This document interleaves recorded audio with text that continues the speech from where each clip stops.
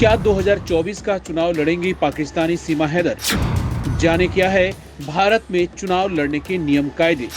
सीमा हैदर को कैसे मिल सकती है भारतीय नागरिकता? 2019 में हुआ था नागरिकता कानून में संशोधन। प्यार की खातिर भारत आई पाकिस्तान की सीमा हैदर चुनाव लड़ सकती है। सीमा हैदर को एनडीए की सहयोगी और केंद्रीय मंत्री रामदास अठावले की रिपब्लिक पार्टी ऑफ इंडिया यानी आरपीआई ने पार्टी में शामिल होने का न्योता दिया है। दावा किया जा रहा है कि सीमा को पार्टी की महिला विंग का अध्यक्ष बनाया जाएगा। साथ ही उन्हें पार्टी का प्रवक्ता भी बनाया जा सकता है। इतना ही नहीं, कहा तो ये भी जा रहा है कि सीमा को आरपीआई के सिंबल पर चुनाव में भी उतारा जा सकता है।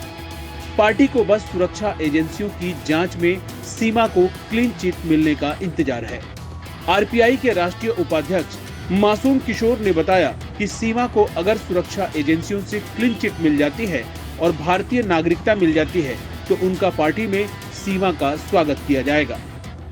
मासूम किशोर का कहना है कि क्लीन चिट मिलने से सीमा को प्रवक्ता भी बनाया जा सकता है क्योंकि वो अच्छी वक्ता है। इतना ही नहीं, अगर भारतीय नागरिकता मिल गई तो आरपीआई के सिंबल पर 2024 में चुनाव भी उसे लड़वा सकते हैं। भारत में नागरिकता लेने और रद्द करने को लेकर 1955 से एक कानून है। इस कानून में अब तक कई बार संशोधन हो चुके हैं।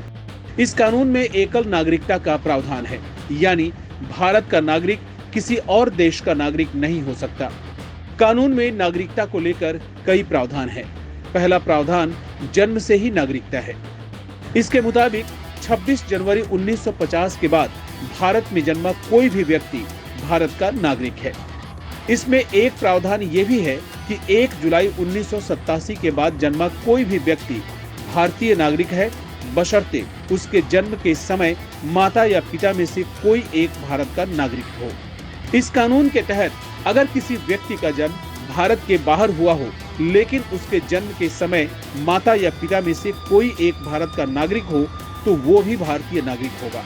हालांकि इसमें एक शर्त ये भी है कि विदेश में जन्मे बच्चे का रजिस्ट्रेशन साल भर के भीतर भारतीय दूतावास में करवाना होगा। इसके अलावा इस कानून के तहत किसी भी व्यक्ति को भारतीय नागरिकता लेने के लिए कम से कम 11 साल भारत में रहना होगा।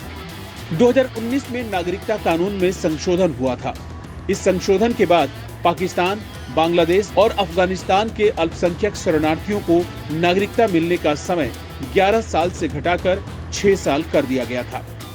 इस संशोधन के बाद इन 3 देशों से आए हिंदू, सिख, जैन, बौद्ध, पारसी और ईसाई धर्म को मानने वाले शरणार्थियों को भारत की नागरिकता लेने के लिए कम से कम 6 साल भारत में रहना होगा। सीमा हैदर को अभी जांच एजेंसियों से क्लीन चिट नहीं मिली है। सीमा हैदर क्लीन चिट मिलने के बाद ही नागरिकता के लिए आवेदन कर सकती हैं।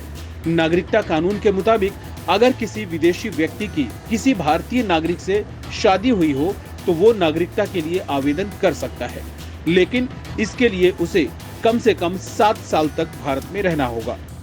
भारत में कोई भी व्यक्ति चुनाव लड़ सकता है, लेकिन इसके लिए सबसे जरूरी शर्त यही है कि उसका भारतीय नागरिक होना जरूरी है। जनप्रतिनिधि को कानून के मुताबिक लोकसभा और विधानसभा चुनाव लड़ने के लिए 25 साल और राज्यसभा चुनाव लड़ने के लिए 35 साल की उम्र जरूरी है।